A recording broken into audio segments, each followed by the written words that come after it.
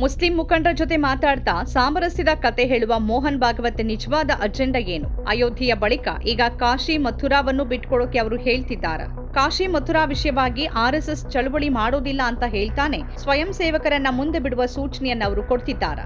RSS ಎಂಬ 100 ವರ್ಷ ತುಂಬಿದ ಸಂಸ್ಥೆ ಭಾರತವನ್ನ ಹಿಂದೂ ರಾಷ್ಟ್ರವನ್ನಾಗಿಸುವ ತನ್ನ ಅಜೆಂಡಾದ ಬಗ್ಗೆ ಹೇಳ್ತಾನೆ ಬಂದಿದೆ. ದೇಶದ ತ್ರಿವರ್ಣ ಧ್ವಜವನ್ನ ದೀರ್ಘಕಾಲ ಹಾರಿಸದೆ ಉಳಿದಿದ್ದ ಮತ್ತು ದೇಶದ ಸಂವಿಧಾನವನ್ನ ನಂಬದ ಆರ್ಎಸ್ಎಸ್ನ ರಾಜಕೀಯ ಅಂಗಸಂಸ್ಥೆ ಬಿಜೆಪಿ. ಈ ಕೇಸರಿ ಪರಿವಾರದಲ್ಲಿ ವಿಎಚ್ಪಿ, ಬಜರಂಗ್ ದಳ ಸೇರಿದಂತೆ ಇನ್ನೂ ಹಲವು ಸಂಘಟನೆಗಳಿವೆ. ಎಲ್ಲವೂ ಒಂದೇ ಸಿದ್ಧಾಂತದೊಂದಿಗೆ ವಿಭಿನ್ನ ರೀತಿಯಲ್ಲಿ ಆರ್ಎಸ್ಎಸ್ ಜೊತೆ ಸೇರ್ಕೊಂಡಿವೆ. ಈ ಸಂಘ ಪರಿವಾರ ನಿಜವಾಗಿಯೂ ಏನ್ ಮಾಡುತ್ತೆ? ಅಯೋಧ್ಯೆಯಲ್ಲಿ ರಾಮ ಮಂದಿರ ನಿರ್ಮಾಣದ ನಂತರ ಹಿಂದೂಗಳು ಮತ್ತು ಮುಸ್ಲಿಮರ ನಡುವೆ ಸಾಮರಸ್ಯ ಇರುತ್ತೆ ಅನ್ನೋ ಹೊಸ ವಂಚನೆಯ ನಿರೂಪಣೆಯನ್ನು ಅದು ಹೇಳಿದೆ. ಮುಸ್ಲಿಮರು ದೊಡ್ಡ ಮಟ್ಟದಲ್ಲಿ ರಾಜಿ ಮಾಡಿಕೊಂಡ್ರು, ಅವರು ನ್ಯಾಯಾಲಯದ ತೀರ್ಪನ್ನ ಶಾಂತಿಯುತವಾಗಿ ಒಪ್ಪಿಕೊಂಡ್ರು ಮತ್ತು ಅಯೋಧ್ಯೆಯಲ್ಲಿ ರಾಮ ಮಂದಿರ ನಿರ್ಮಾಣ ಆಯಿತು. ಇದಾದ ನಂತರ ಈಗ ಮಥುರಾ, ಕಾಶಿಯ ವಿಷಯ ಹೇಳಲಾಗ್ತಿದೆ. ಸಂಘ ಮಥುರಾ ಮತ್ತು ಕಾಶಿಯ ಚಳುವಳಿಯಲ್ಲಿ ಭಾಗವಹಿಸೋದಿಲ್ಲ ಅಂತ ಮೋಹನ್ ಭಾಗವತ್ ಹೇಳಿದ್ದಾರೆ. ಆದರೆ ಈ ವಿಷಯದಲ್ಲಿ ಸ್ವಯಂ ಸೇವಕರು ಸ್ವತಂತ್ರರು, ಸಂಘ ಅವರನ್ನ ತಡೆಯೋದಿಲ್ಲ, ಅವರು ಭಾಗವಹಿಸಬಹುದು ಅಂತ ಅವರು ಹೇಳ್ತಾರೆ. ಹೀಗಂದ್ರೆ ಏನರ್ಥ?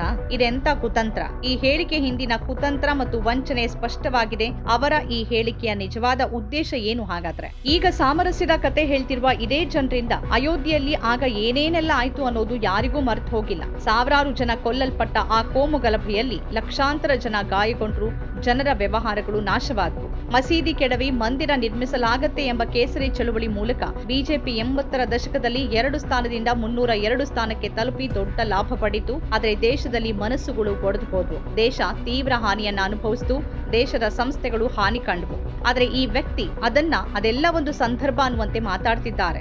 ಈಗ ಸಂಘ ಬೇರೆ ಚಳುವಳಿಗೆ ಹೋಗೋದಿಲ್ಲ ಅಂತಾರೆ. ಕಾಶಿ, ಮಥುರಾ, ಅಯೋಧ್ಯ ಮೂರೂ ಹಿಂದೂ ಮನಸ್ಸಿನಲ್ಲಿ ಪ್ರಾಮುಖ್ಯತೆ ಹೊಂದಿವೆ, ಅವು ಹಿಂದೂ ಸಮಾಜಕ್ಕೆ ಬೇಕು ಅಂತಾರೆ. ಆದರೆ ಸಂಘ ಈ ಚಳುವಳಿಗೆ ಹೋಗೋದಿಲ್ಲ, ಸ್ವಯಂ ಸೇವಕರು ಬೇಕು ಅಂತಂದ್ರೆ ಹೋಗ್ಬೋದು ಎನ್ನುವ ಮೂಲಕ ಅವರಾಡ್ತಿರುವ ಹೊಸ ಆಟ ಏನು? ಇದು ಬಹಳ ಅಪಾಯಕಾರಿ ಭಾಷಣ ಅನ್ನೋದನ್ನ ಅರ್ಥ ಮಾಡ್ಕೊಳ್ಬೇಕು. ಯಾಕಂದ್ರೆ ಮಥುರಾ ಮತ್ತು ಕಾಶಿಗೆ ಸಂಬಂಧಿಸಿದ ವಿವಾದ ಇನ್ನೂ ನಿಂತಿಲ್ಲ. ವಿವಾದ ನ್ಯಾಯಾಲಯದಲ್ಲಿದೆ ಮತ್ತು ಇದು ಕೇವಲ 2 ಸ್ಥಳಗಳ ವಿಷಯ ಅಲ್ಲ. ಒಂದು ಮಂದಿರ ನಿರ್ಮಿಸಲಾಗಿದೆ ಮತ್ತು ಅದರ ನಂತರ ಅವರು ಮುಸ್ಲಿಮರಿಗೆ ಸಲಹೆ ನೀಡ್ತಿದ್ದಾರೆ. ಮುಸ್ಲಿಮರು ಇದಕ್ಕೆ ಒಂದು ರೀತಿಯಲ್ಲಿ ಸಹಕರಿಸಬೇಕು ಅನ್ನೋದು ಅವರ ಮನವಿಯಾಗಿದೆ. ಎಲ್ಲಾ ಕಡೆ ದೇವಾಲಯಗಳನ್ನ ಹುಡುಕಬೇಡಿ, ಎಲ್ಲಾ ಕಡೆ ಶಿವಲಿಂಗವನ್ನ ಹುಡುಕಬೇಡಿ ಅಂತ ಹೇಳುವ ಅವರು ಕಾಶಿ, ಮಥುರಾ ಮತ್ತು ಅಯೋಧ್ಯೆಗಳು ಹಿಂದೂಗಳಿಗೆ ಮುಖ್ಯ ಅಂತಾರೆ. ಆರ್ಎಸ್ಎಸ್ ಸಾಮಾನ್ಯವಾಗಿ ಚಳುವಳಿಗಳಲ್ಲಿ ಭಾಗವಹಿಸೋದಿಲ್ಲ ಅಂತ ಅವರು ಹೇಳ್ತಾರೆ. ಅದು ರಾಮ ಮಂದಿರ ಚಳುವಳಿಯೊಂದಿಗೆ ಸಂಬಂಧ ಹೊಂದಿತ್ತು, ಆದ್ರೆ ಈಗ ಅದು ಇತರ ಚಳುವಳಿಗಳಲ್ಲಿ ಭಾಗವಹಿಸೋದಿಲ್ಲ ಅಂತ ಹೇಳ್ತಾನೆ. ಕಾಶಿ, ಮಥುರಾ, ಅಯೋಧ್ಯ ಮೂರೂ ಹಿಂದೂಗಳಿಗೆ ಮುಖ್ಯ, ಅದಕ್ಕಾಗಿನೇ ಹಿಂದೂ ಸಮಾಜ ಈ ಸ್ಥಳಗಳ ಬಗ್ಗೆ ತನ್ನ ನಿಲುವನ್ನ ಮುಂದಿಡಬಹುದು ಅನ್ನೋದನ್ನ ಎಚ್ಚರದಿಂದ ನೋಡಬೇಕು. ಅವರು ಹಿಂದೂ ಸಮುದಾಯದೊಂದಿಗೆ ಮಾತ್ರವಲ್ಲ, ಮುಸ್ಲಿಂ ಸಮುದಾಯದೊಂದಿಗೂ ಕೂಡ ಮಾತಾಡ್ತಿದ್ದಾರೆ. ಮುಸ್ಲಿಮರು ಬುದ್ಧಿವಂತಿಕೆ ತೋರಿಸಬೇಕು ಅಂತ ಅವರು ಹೇಳ್ತಾರೆ. ಈ ಸ್ಥಳಗಳನ್ನ ಹಿಂದೂಗಳಿಗೆ ನೀಡಬೇಕು ಅನ್ನೋದು ಅವರ ಆಗ್ರಹ. ಅಯೋಧ್ಯೆಯ ಭೂಮಿಯನ್ನ ನೀಡಬೇಕು ಅಂತ ಮೊದಲೇ ಒತ್ತಾಯಿಸಲಾಗಿತ್ತು. ಈಗ ಅವರು ಕಾಶಿ ಮತ್ತು ಮಥುರಾವನ್ನು ಕೂಡ ನೀಡಬೇಕು ಅಂತ ಹೇಳ್ತಿದ್ದಾರೆ. ನಾನು ಹಿಂದೂ ಸಂಘಟನೆಯ ಮುಖ್ಯಸ್ಥನಾಗಿ ಇದನ್ನ ಹೇಳ್ತಿರುವಾಗ ಮತ್ತೊಂದು ಕಡೆಯವರು ಕೂಡ ಸ್ವಲ್ಪ ತಿಳುವಳಿಕೆ ತೋರಿಸಬೇಕು. ಇದು ಕೇವಲ 3 ಸ್ಥಳಗಳ ವಿಷಯ ಅಂತ ಹೇಳ್ತಿದ್ದಾರೆ. ಇದು ಸಹೋದರತ್ವಕ್ಕಾಗಿ ಬಹಳ ದೊಡ್ಡ ಹೆಜ್ಜೆಯಾಗಿದೆ ಅಂತ ಹೇಳ್ತಿದ್ದಾರೆ. ಅಯೋಧ್ಯೆಯ ವಿಷಯದಲ್ಲಿ ಇದು ಭಾರತದ ಸಂಸ್ಕೃತಿ, ನಾಗರಿಕತೆಯ 100 ಕೋಟಿ ಜನರ ನಂಬಿಕೆಯ ವಿಷಯ ಅಂತ ಹೇಳಲಾಯಿತು. ಆದ್ರೂ ಹಿಂದೂಗಳ ಮಂದಿರ ಮತ್ತು ಆರ್ಎಸ್ಎಸ್ ಮಂದಿರದ ನಡುವೆ ದೊಡ್ಡ ವ್ಯತ್ಯಾಸವಿದೆ ಅನ್ನೋದನ್ನು ಕೂಡ ಅರ್ಥ ಮಾಡ್ಕೊಳ್ಬೇಕು. ಆದ್ರೆ ಮಂದಿರದ ಬಗ್ಗೆ ಇದು 100 ಕೋಟಿ ಜನರ ನಂಬಿಕೆಯ ವಿಷಯ ಅಂತಾನೆ ಪದೇ ಪದೇ ಹೇಳಲಾಗ್ತಿತ್ತು.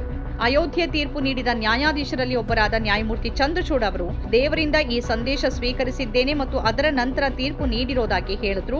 ಮುಸ್ಲಿಮರು ಅದನ್ನ ಒಪ್ಕೊಂಡ್ರು.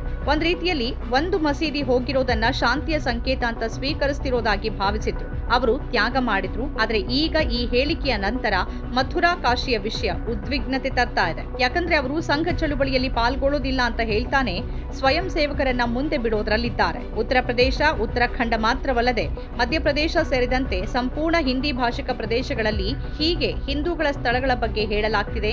ಈಗಾಗಲೇ ಸಂಭಲ್ ಪ್ರಕರಣ ಆಗಿದೆ.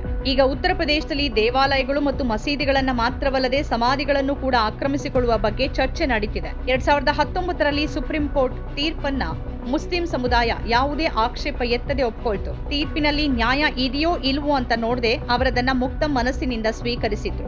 ಭಾರತದ ಮುಸ್ಲಿಮರು ಸಂವಿಧಾನ ಮತ್ತು ಕಾನೂನಿನಲ್ಲಿ ನಂಬಿಕೆ ಇಡ್ತಾರೆ. ಆದರೆ ಅದರ ಹೊರತಾಗಿಯೂ ಕಳೆದ 6 ವರ್ಷಗಳಿಂದ ಮಸೀದಿಗಳು ಮತ್ತು ಸಮಾಧಿಗಳ ಬಗ್ಗೆನೂ ಹಕ್ಕು ಸಾಧಿಸಲಾಗ್ತಿರೋದನ್ನ ನೋಡ್ತಿದ್ದೀವಿ. ಮತ್ತು ಈ ಹೇಳಿಕೆಯ ನಂತರ ಈಗ ಅದನ್ನ ಸಂಪೂರ್ಣವಾಗಿ ಹೊಸ ರೀತಿಯಲ್ಲಿ ಗ್ರಹಿಸಬೇಕಾಗಿದೆ. ನಮ್ಮ ಕಾರ್ಯಕ್ರಮಗಳನ್ನ ನೀವು ನೋಡ್ತಾ ಇದ್ರೆ ನಮ್ಮ ಚಾನೆಲ್ ಅನ್ನ ಸಬ್ಸ್ಕ್ರೈಬ್ ಮಾಡಿ, ಪಕ್ಕದ ಬೆಲ್ ಐಕಾನ್ ಒತ್ತಿ ನಮ್ಮನ್ನ ಬೆಂಬಲಿಸಿ. ಹಾಗೆ ನಮ್ಮ ಕಾರ್ಯಕ್ರಮಗಳನ್ನ ಲೈಕ್ ಮಾಡಿ, ಕಮೆಂಟ್ ಮಾಡಿ, ಅದನ್ನ ಬೇರೆಯವರಿಗೂ ವಾಟ್ಸ್ಆಪ್ ಮೂಲಕ ಶೇರ್ ಮಾಡಿ. ನೀವು ಹೀಗೆ ಮಾಡಿದಾಗ ನಮ್ಮ ಚಾನೆಲ್ ಇನ್ನಷ್ಟು ಮತ್ತಷ್ಟು ಜನರಿಗೆ ತಲುಪಲು ನೀವು ನಮ್ಮೊಂದಿಗೆ ಸಹಕರಿಸಿದ ಹಾಗಾಗುತ್ತೆ. ಇದು ನೀವು ಯಾವುದೇ ಖರ್ಚಿಲ್ಲದೆ ಕೆಲವೇ ಸೆಕೆಂಡುಗಳಲ್ಲಿ ನೀಡಬಹುದಾದ ಸಹಕಾರ. ಧನ್ಯವಾದಗಳು.